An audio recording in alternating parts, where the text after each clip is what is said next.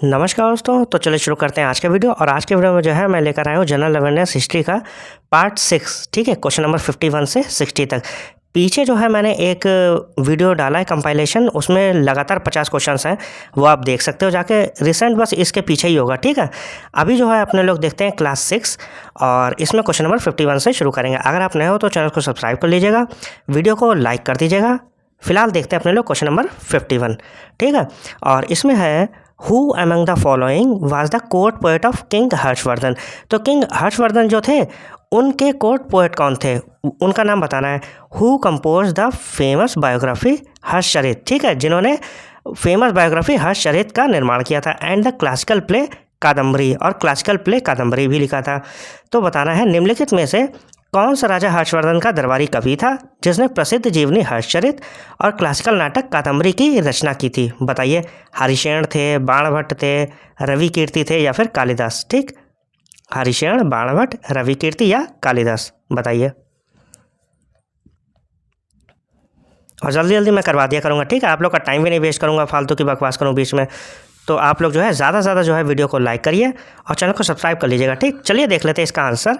और question number 1 का जो आंसर है वो है हमारा ऑप्शन बी, बाणभट्ट। ठीक, तो बाणभट्ट वाज द आस्थाना कवि। ठीक, कोर्ट पोएट थे वो, किसमें, किंग हर्षवर्धन के दरबार में। और ये वर्धाना डायनेस्टी, ठीक, जिसे हम क्या कहते हैं, तनेसर या Kannauj. His work Harshacharita is the earliest surviving royal biography in Sanskrit. और ये संस्कृत में है। तो अगर पूछा जाए ना हर्षचरित किस भाषा में है तो आप क्या कहोगे, संस्कृत में। डिटेलिंग हर्षास राइज टू पावर, तो ये हर्ष के जो है उदय के बारे में बताती है कि वो कैसे जो है शासक बने। ठीक, उस बारे में बताती है। हिंदी में देख लीजिए, बाणभट्ट। ठीक है, बाणभट्ट वर्धन वंश, कौन से वंश, वर्धन वंश, या कह सकते हो थानेसर कन्नौज के राजा हर्षवर्धन के आस्थाना कवि, दरबारी कवि थे। ठीक है, तो बाणभट्ट जो थे वो हर्षवर्धन के आस्थाना कवि या फिर दरबारी कवि थे। उनकी कृति हर्षचरित संस्कृत में सबसे पुरानी जीवित शाही जीवनी है जिसमें हर्ष के सत्ता में आने का विवरण दिया गया है। ठीक, तो हर्षचरित जो है किसने लिखी है, बाणभट्ट ने लिखी है। और ये आस्थाना कवि थे राजा हर्षवर्धन के। ठीक, फिर देखते हैं next question. The famous ancient text Milinda Panha. ठीक है, the questions of Milinda is a philosophical dialogue on Buddhism between Buddhist sage Nagasena and which Indo Greek king. तो वो ये पूछ रहा है कि प्रसिद्ध प्राचीन ग्रंथ मिलिंद पन्न, ठीक है, कौन सा ग्रंथ, मिलिंद पन्न या फिर मिलिंद के प्रश्न, बौद्ध भिक्षु नागसेन और किस इंडो ग्रीक राजा के बीच बौद्ध धर्म पर एक दार्शनिक संवाद है। तो वो ये पूछ रहे हैं कि जो प्रसिद्ध प्राचीन ग्रंथ है ना मिलिंद पन्न या फिर जिसे हम कहते हैं मिलिंद के प्रश्न, वो किसके बौद्ध भिक्षु नागसेन और किस इंडो ग्रीक राजा के बीच बौद्ध धर्म पर एक दार्शनिक संवाद है। ठीक है, तो ये डिस्कशन है बौद्ध ग्रंथ पर।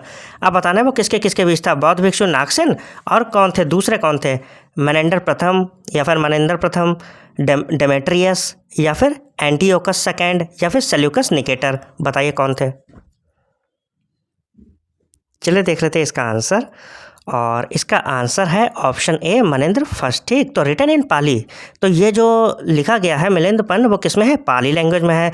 Milind Panha records a fascinating debate where king Menander first, जहाँ पर जो मनेंद्र फर्स्ट किंग हैं जिन्हें हम मिलिंद भी कहते हैं इंडियन ट्रेडिशन में, पोजेस कॉम्प्लेक्स फिलोसॉफिकल क्वेश्चन, मतलब कि बहुत गूढ़ प्रश्न, कठिन प्रश्न पूछ रहे हैं अबाउट द सोल, आत्मा के बारे में, रिबर्थ या फिर पुनर्जीवन, एंड निर्वाण के बारे में। टू सेज नागसेन जो कह सकते हो कि संत थे या फिर जो ऋषि थे, उनसे पूछ रहे हैं। कन्विंस्ड बाय द आंसर्स, और वो कन्विंस्ड भी हो गए हैं। मनेंद्र कन्वर्टेड टू बुद्धिज्म, और जब वो संतुष्ट हो गए आंसर से, उत्तरों से, तो फिर वो बुद्धिज्म में कन्वर्ट हो गए थे। हिंदी में देख लीजिए, मेनांडर फर्स्ट या फिर मनेंद्र फर्स्ट। पाली भाषा में लिखी गई मिलिंद पन्हों में एक दिलचस्प बहस का जिक्र है जिसमें राजा मेनांडर, जिन्हें भारतीय परंपराओं में मिलिंद के नाम से भी जाना जाता है, ठीक है, मिलिंद भी कहते हैं इन्हें, ने ऋषि नागसेन से आत्मा, पुनर्जन्म और निर्वाण के बारे में मुश्किल दार्शनिक सवाल पूछे थे। उनके जवाबों से प्रभावित होकर मिनांडर ने बौद्ध धर्म अपना लिया। क्लियर है। फिर देखते हैं नेक्स्ट हमारे पास, which of the following major Ashokan rock edicts mention the devastating causalities of the Kalinga War and details Ashoka's subsequent transformation to the path of धम्म। तो वो ये पूछ रहा है कि अशोक के निम्नलिखित प्रमुख शिलालेखों में से किस में, ठीक है, वो पर्टिकुलर शिलालेख पूछ रहे हैं किस में कलिंग युद्ध में हुए भारी नुकसान का जिक्र है और उसके बाद अशोक के धम्म के रास्ते पर चलने की जानकारी दी गई है। ठीक, कौन सा है शिलालेख, 10th है, शिलालेख 11th है, शिलालेख 12th है, या फिर शिलालेख 13th है। ठीक, इंग्लिश में बोले तो rock edict 10th, rock edict 11th, rock edict 12th या फिर रॉक एडिक्ट 13। बताइए कौन सा है। चलिए देख लेते हैं इसका भी आंसर, और इसका आंसर है ऑप्शन डी, रॉक एडिक्ट 13। ठीक, तो major rock edict 13 is historically vital because it directly describes the horror and misery caused by the Kalinga war. तो ये जो रॉक एडिक्ट 13 है वो डायरेक्टली बताती है किसके बारे में, हॉरर मतलब जो भयावह स्थिति हुई थी, और मिजरी मतलब कि जो दुख उत्पन्न हुआ था उसके बाद जो तस्वीर बनी थी कलिंगा वार के बाद, उसके बारे में बताती है डायरेक्टली। 1461 बिफोर कॉमन इरा, तो ये जो है ईसा पूर्व से कह सकते हो 261 में हुई थी। ठीक, before common era 261। It notes how the mass suffering filled Ashoka's heart with deep remorse. तो ये जो मास किलिंग हुई थी ना, उसके बाद जो है अशोक का बहुत पछतावा हुआ था। रिमोर्स मतलब पछतावा, leading him to abandon conquest, और फिर वो जीत को छोड़कर भाई वार, ठीक है, in favour of cultured moral conquest, और फिर वो जो है वो धर्म की तरफ चले गए थे, कह सकते हो बुद्धिज़्म अपना लिया था उन्होंने। जब देखा कि इतनी ज़्यादा तबाही हुई तो फिर जो है वो बुद्धिज़्म की तरफ चले गए थे। कौन? अशोक। रॉक एडिक्ट 13 में ये वर्णन है, याद रखिएगा, बहुत इंपॉर्टेंट क्वेश्चन है। तो शिलालेख 13 या फिर 13वीं ऐतिहासिक रूप से बहुत महत्वपूर्ण है, क्योंकि इसमें कलिंग युद्ध 261 BCE में लड़ा गया से हुई तबाही और दुख का सीधा वर्णन है। इसमें बताया गया है कि कैसे बड़े पैमाने पर हुए दुख ने अशोक के मन में गहरा पछतावा पैदा किया, जिसके कारण उन्होंने युद्ध के जरिए जीत हासिल करने का रास्ता छोड़कर सांस्कृतिक नैतिक जीत का रास्ता अपनाया। ठीक है, धर्म घोष का, ठीक, धर्म घोष का रास्ता अपनाया था उन्होंने, कह सकते हो बुद्धिज्म में कन्वर्ट हो गए थे। फिर देखते हैं अपने लोग next question, the famous Siri fort, ठीक, एंड द अलाई दरवाजा, ठीक, दोनों है, श्री फोर्ट और Alai Darwaza. The majestic gateway to the Qutub Minar complex were constructed by which Delhi Sultan. तो भी ये पूछ रहा है कि मशहूर सिटी फोर्ट और अलाई दरवाजा कुतुब मीनार कॉम्प्लेक्स का शानदार प्रवेश द्वार, ठीक है, किसका? कुतुब मीनार का प्रवेश द्वार किस दिल्ली सुल्तान ने बनवाए थे? तो किस दिल्ली सुल्तान ने ये दोनों बनवाए थे, श्री फोर्ट और अलाई दरवाज़ा? बताइए। शमसुद्दीन इल्तुतमिश ने, अलाउद्दीन खिलजी ने, गयासुद्दीन बलबन ने, या फिर सिकंदर लोदी ने? कौन थे? बताइए। चलिए देख लेते हैं इसका भी आंसर, और इसका आंसर है ऑप्शन बी, अलाउद्दीन खिलजी। ठीक, तो Alauddin Khilji build the city of Shri, the second city of Delhi, ठीक है, दिल्ली का दूसरा शहर था, एंड इट्स फोर्ट, ठीक, तो श्री फोर्ट भी बनवाया था और सिटी भी जो श्री है वो भी बनवाया था। कब? अराउंड 1303, 1303 कॉमन एरा में, to protect the capital from frequent Mongol invasion. तो मंगोल जो इन्वेजन थे, मंगोल आक्रमण से बचाने के लिए बनाया था, ठीक है। He also constructed the Alai Darwaza, Alai Darwaza भी उन्होंने बनवाया, which is celebrated as one of the earliest examples of true Islamic architecture in India. तो ये मतलब बहुत फेमस माना जाता है, ठीक है, मशहूर है। Employing the scientific arch and dome technique, ठीक है, तो साइंटिफिक आर्क और डोम टेक्निक भी इन्होंने अपनाई थी। हिंदी में देख लीजिए, अलाउद्दीन खिलजी ने राजधानी को बार बार होने वाले मंगोल आक्रमणों से बचाने के लिए लगभग 1303 ईस्वी में श्री शहर, दिल्ली का दूसरा शहर, और उसका किला बनवाया था। उसने अलाई दरवाज़ा भी बनवाया, जिसे भारत में असली इस्लामी वास्तुकला के शुरुआती उदाहरणों में से एक माना जाता है। इसमें वैज्ञानिक मेहराब और गुंबद तकनीक का इस्तेमाल किया गया है। क्लियर है? तो याद रहिए कि श्री फोर्ट और अलाई दरवाज़ा दोनों अलाउद्दीन खिलजी ने बनवाए हैं 1303 में। फिर देखते हैं next question, who among the following भक्ति cents was a contemporary of Mughal Emperor Jahangir, composed the Sursagar and was a prominent disciple of आचार्य वल्लभाचार्य, हाँ, आचार्य वल्लभाचार्य, ठीक है। तो अब आपको बताना है निम्नलिखित भक्ति संतों में से कौन मुगल सम्राट जहांगीर का समकालीन था, ठीक है। भक्ति संतों में कौन मुगल सम्राट जहांगीर का समकालीन था, कंटेम्प्रेरी था, जिसने सूरसागर की रचना की, ठीक है, और उसने सूरसागर की रचना भी की है, जो आचार्य वल्लभाचार्य का प्रमुख शिष्य था। तो आचार्य वल्लभाचार्य के जो थे ये शिष्य भी थे, और इन्होंने सूरसागर की रचना भी करी है। कौन थे? कबीरदास, सूरदास, तुलसीदास या मीराबाई? बताइए। इससे आसान क्वेश्चन नहीं आ सकता है, समझ रहे हो आप लोग, इससे आसान नहीं आ सकता है। चलिए देख लेते हैं, ये छोटा सा है। तो इसका आंसर है ऑप्शन बी, सूरदास, ठीक, the blind poet saint Surdas. तो अगर पूछा जाए कि ब्लाइंड पोएट कौन थे, तो आप क्या कहोगे? Sant Surdas ji. Lived during the rise of Akbar and Jahangir, तो ये अकबर और जहांगीर के समय पे रहे हैं। याद रखिएगा, अकबर और जहांगीर के टाइम पे ही English British East India company भी आई थी, ठीक है, अकबर का पत्र लेकर आई थी वो, लेकिन मिले जहांगीर थे, ठीक है, ध्यान रखिएगा। A devotee of Lord Krishna, तो ये जो सूरदास थे वो लॉर्ड कृष्णा के डिवोटी भी थे। ही बिलोंग टू द पुष्टि मार्ग स्कूल। ठीक है, तो ये पुष्टि मार्ग संप्रदाय से थे, फाउंडेड बाय हिज गुरु वल्लभाचार्य। और ये जो पुष्टि मार्ग संप्रदाय था ये किसने फाउंड किया था? ये फॉर्म किया था गुरु वल्लभाचार्य ने। इनके गुरु थे सूरदास जी के। His monumental work Sur Sagar contains thousands of devotional verses written in the Braj Bhasha dialect. तो ये ब्रज भाषा में लिखे गए। जो सूर सागर है वो किस में है? ब्रज भाषा में। हिंदी में देख लीजिए, अंधे कवि, ठीक है, संत सूरदास अकबर और जहांगीर के शासनकाल में रहते थे।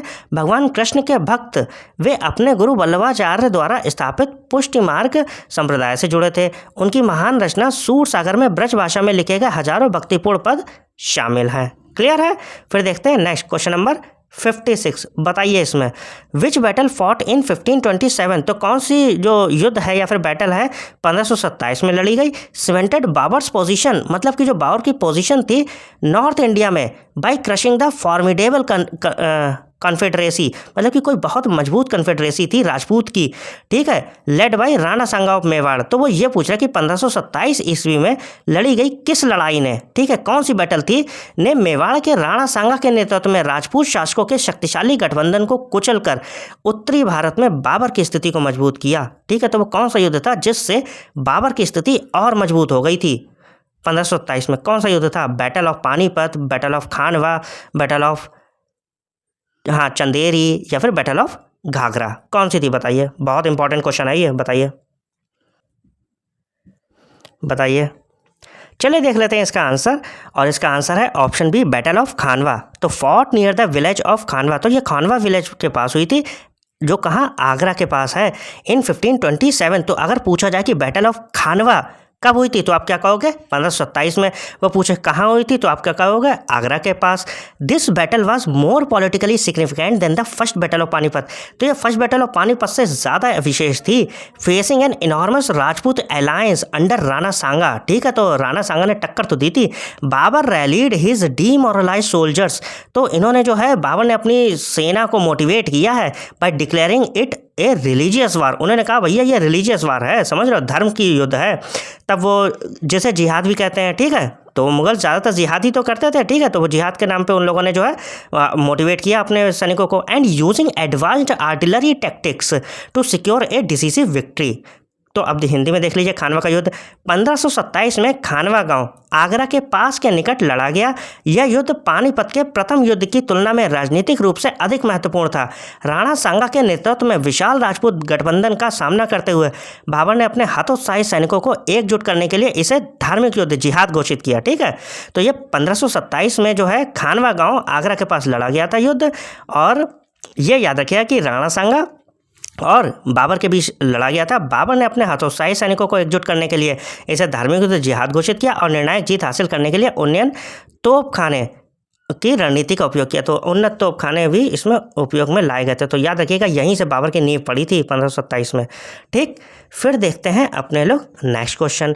नेक्स्ट है हमारे पास the administrative policy known as the doctrine of lapse. Most important question, ठीक है, which involved annexing princely states if their rulers died without a natural male heir was aggressively pursued by. तो अब इसमें हिंदी में देख लीजिए, डॉक्ट्रिन ऑफ लैप्स, जिसे हम व्यपगत का सिद्धांत भी कहते हैं, नाम की प्रशासनिक नीति जिसके तहत अगर किसी रियासत के शासक की मृत्यु बिना किसी सगे पुरुष उत्तराधिकारी के हो जाती थी तो उस रियासत को विलय कर लिया जाता था। इसे जोर शोर से लागू किया था किसने? ठीक है, तो यह बताना है कि किसने लागू किया था। देखिए बहुत बुरी थी कि मतलब कि अगर कोई उत्तराधिकारी नहीं है तो फिर जो है वो उसे हड़प लेते थे उस जमीन को। और आपने देखा होगा रानी लक्ष्मीबाई ने युद्ध किया था, समझ रहे हैं, उन्होंने गोद लिया था बेटे को, लेकिन वो लोग मान नहीं रहे थे, उनके करीबी थे, फिर युद्ध हुआ था। फिलहाल आपको यह बताना है कि ये जो मतलब कर रहे थे ये लागू किसने किया था? लॉर्ड वेलेस्ली ने, लॉर्ड डलहौजी ने, या फिर लॉर्ड हेस्टिंग्स ने, या फिर लॉर्ड ऑकलैंड ने? किसने किया था बताइए, फिर मैं आपको बताता हूँ। चलिए देख लेते हैं इसका आंसर, और इसका आंसर है ऑप्शन बी, लॉर्ड डलहौजी। तो Lord Dalhousie governor general from 1848 to 1856। तो याद रखिएगा कि जो लॉर्ड डलहौजी हैं उनका जो कार्यकाल है वो कब से कब तक है? 1848 से 1856 तक। Use the doctrine of lapse, उन्होंने यूज़ की doctrine of lapse to annex, annex मतलब हड़पना, vital territories without military conflict. तो मतलब कि कोई मिलिट्री की भी ज़रूरत नहीं थी, उन्होंने ऐसा लॉ ही पास कर दिया था कि वो बस हड़प लेंगे आपकी ज़मीन। Under this rule adopted sons were not recognised as legal heirs, मतलब कि जैसे रानी लक्ष्मीबाई वाला जो केस है ना, वो यहाँ पर वो उसे मान ही नहीं रहे हैं। और देखिए टू द थ्रोन सतारा 1848, ठीक है, तो सतारा 1848, संबलपुर 1849 एंड झांसी की थी ना वो 1853, देखो उसे भी एनेक्स करा है, and Nagpur 1854 were annex using this policy. और आपने जो 1857 क्रांति है, फिर वहाँ पर जो है इन लोगों ने विरोध किया था और फिर बहुत उसे माना जाता है कि सबसे बड़ा विद्रोह था अंग्रेजों के खिलाफ, ठीक है। तो हिंदी में देख लीजिए, लॉर्ड डलहौजी 1848 से 1856 तक गवर्नर जनरल रहे हैं। पूछा जा सकता है कि लॉर्ड डलहौजी जो है कौन से कार्यकाल में थे, तो याद रखिएगा 1848 से 1856 तक गवर्नर जनरल थे। ने बिना किसी सैन्य संघर्ष के महत्वपूर्ण क्षेत्रों को अपने अधिकार में लेने के लिए डॉक्ट्रिन ऑफ लैप्स हड़प नीति का इस्तेमाल किया। इस नियम के तहत गोद लिए गए बेटों को सिंहासन का कानूनी उत्तराधिकार नहीं माना जाता था, ठीक है। इस नीति का इस्तेमाल करके सतारा 1848, संबलपुर 1849 और झांसी 1853 और नागपुर 1854 को मिला लिया गया था या विलय कर लिया गया था, सही। अब बताइए next question number 58, who among the following dynamic socio religious leaders founded the Arya Samaj. तो किसने आर्य समाज की स्थापना की थी इन बॉम्बे इन 1875। याद रखिए कि आर्य समाज की स्थापना 1875 में बॉम्बे में तो की गई थी, लेकिन किसने की आपको ये बताना है। And gave the famous call, और जो है एक नारा भी दिया था, go back to the Vedas, Vedas की ओर बढ़ो। किसने दिया था ये, हिंदी में देख लीजिए, निम्नलिखित में से किस प्रभावशाली सामाजिक धार्मिक नेता ने 1875 में बॉम्बे में आर्य समाज की स्थापना की और वेदों की ओर लौटो का प्रसिद्ध नारा भी दिया। कौन थे ये, राजा राम मोहन राय, स्वामी दयानंद सरस्वती, देवेंद्रनाथ टैगोर या फिर आत्माराम पांडुरंग, बताइए कौन थे ये, फिर मैं बताऊं आपको। चलिए देख लेते हैं इसका भी आंसर, और इसका आंसर है ऑप्शन बी, स्वामी दयानंद सरस्वती। तो वेदों की ओर लौटो ये उन्होंने ही नारा दिया था और आर्य समाज की स्थापना भी इन्होंने की थी। देख लीजिए, Swami Dayanand Saraswati founded the Arya Samaj as a reform movement rejecting idol worship. उन्होंने रिजेक्ट कर दिया था मूर्ति पूजा को, कास्ट रिजिडिटीज़ को, मतलब कि वो कास्ट में भी नहीं मानते थे, and priestcraft while campaigning Vedic infallibility. He authored the seminal text Satyarth Prakash. अगर पूछा जाए कि सत्यार्थ प्रकाश किसने लिखा है, तो आपको यही बताना है कि दयानंद सरस्वती ने लिखा है, the light of truth to propagate his ideas या फिर आइडियल्स। स्वामी दयानंद सरस्वती ने आर्य समाज की स्थापना एक सुधारवादी आंदोलन के रूप में की थी। उन्होंने मूर्ति पूजा, जाति प्रथा की कठोरताओं और पुरोहितवाद को नकारा और वेदों की प्रामाणिकता का समर्थन किया। अपने विचारों के प्रचार प्रसार के लिए उन्होंने सत्यार्थ प्रकाश या फिर सत्य का प्रकाश नामक महत्वपूर्ण ग्रंथ की रचना भी की। यह भी क्वेश्चन इंपॉर्टेंट है कि सत्यार्थ प्रकाश किसने लिखी, ठीक है।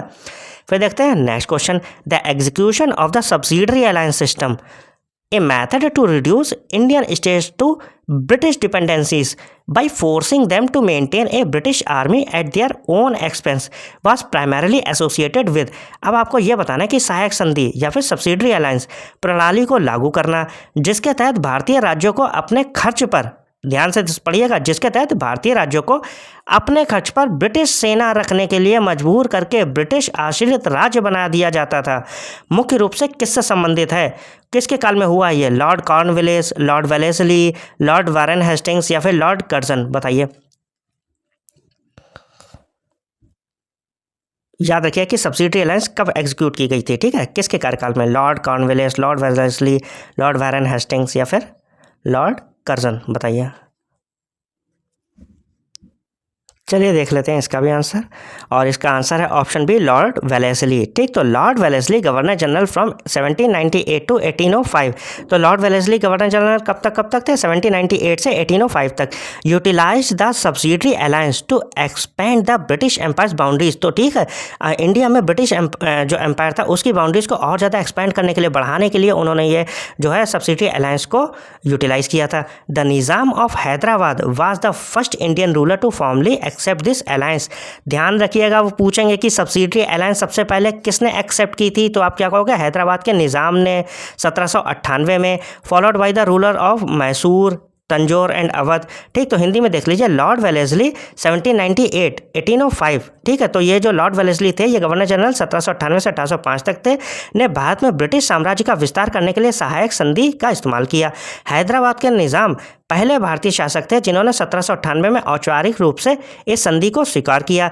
इसके बाद मैसूर, तंजौर और अवध के शासकों ने भी अपनाया। लेकिन सबसे पहले आपसे पूछा जाए कि सब्सिडी अलायंस किसने जो है अडॉप्ट की थी, तो आप क्या कहोगे? हैदराबाद के निज़ाम ने। उसके बाद मैसूर, तंजौर और अवध के शासक ने अपनाया था। ठीक है, और ये लॉर्ड वेलेस्ली के टाइम पे अप्लाई की गई थी। ठीक, फिर देखिए लास्ट क्वेश्चन आज का। और देखिए मैं बीच में आपको तंग भी नहीं करता हूँ, तो आप लोग, अब आपसे कह रहा हूँ कि प्लीज़ सब्सक्राइब कर दीजिए और वीडियो को लाइक कर दीजिए। फिलहाल बताइए इसमें, Who was the British Prime Minister who announced the infamous Communal Award in August 1932, establishing separate electorates for minority communities and the depressed classes? तो देखिए वो क्या कह रहे हैं, अगस्त 1932 में अल्पसंख्यक समुदायों और दलित वर्गों के लिए अलग निर्वाचन क्षेत्रों की व्यवस्था करने वाले कुख्यात सांप्रदायिक पंचायत कह सकते हो, ठीक है, कम्युनल अवार्ड की घोषणा करने वाले ब्रिटिश प्रधानमंत्री कौन हैं? ठीक है, तो आपको ये बताना है कि जो 1932 में अल्पसंख्यक समुदायों और दलित वर्गों के लिए अलग निर्वाचन क्षेत्रों की व्यवस्था करने वाले कुख्यात जो कम्युनल अवार्ड थे, उनकी घोषणा करने वाले ब्रिटिश प्रधानमंत्री कौन थे जिन्होंने घोषणा की थी? विंस्टन चर्चिल थे, रैमसे मैकडोनाल्ड थे, या फिर क्लेमेंट एटली, या फिर स्टैनली बाल्डविन? देखिए जो क्लेमेंट एटली थे ना, वो याद रखिएगा कि आज़ादी के टाइम थे, ठीक है, जब आज़ाद होने वाला था, तो वो तो नहीं होंगे। फिलहाल आप बताइए आंसर क्या है इसका।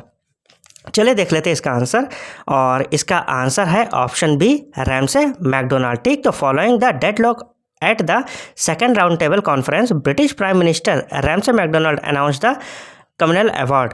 ठीक है, तो वो ये कह रहे हैं कि जो राउंड टेबल हुआ था दूसरा वाला, उसमें गतिरोध हुआ था, ठीक है, थोड़ा। उसके बाद जो है ब्रिटिश प्रधानमंत्री जो थे रैमसे मैकडोनाल्ड, उन्होंने इसकी घोषणा करी थी कम्युनल अवार्ड की। ठीक, और by granting separate electorates to Muslims, देखिए मुस्लिम को तो ग्रांट कर ही दिया था उन्होंने 1909 में, ठीक है, वहाँ पर आया था मॉडलेमेंटो एक्ट। यहाँ पर जो है वो देखो कोशिश कर रहे हैं, Europeans, Sikhs, Indian Christians, Anglo Indians and the depressed classes, the British intended to splinter the Indian nationalist base. तो अब उनका मकसद था ना कि ये पूरे राष्ट्र को बांट दो, सिखों में, एंग्लो इंडियन में, छोटे छोटे चीज़ों में, क्योंकि वो डिवाइड एंड रूल तो खेल ही रहे थे, तो वो यही बता रहे हैं। ठीक, हिंदी में देख लीजिए। दूसरे गोलमेज सम्मेलन में गतिरोध के बाद ब्रिटिश प्रधानमंत्री रैमसे मैकडोनाल्ड ने सांप्रदायिक निर्णय कम्युनल अवार्ड की घोषणा की। मुसलमानों, यूरोपियनों, सिखों, भारतीय ईसाइयों, एंग्लो इंडियन और दलित वर्गों को अलग अलग निर्वाचन क्षेत्र देकर अंग्रेजों का मकसद भारतीय राष्ट्रवादी आधार को बांटना था। ठीक, तो ये था आपका सेशन। आई होप आप लोग को मज़ा आया होगा। आप लोग पिछला वाला देख लीजिए जाके, उसमें नॉन स्टॉप 50 क्वेश्चन हैं, उसमें से एक ना एक ज़रूर फंसेगा। ठीक है, मिलते हैं नेक्स्ट वीडियो में। Thank you.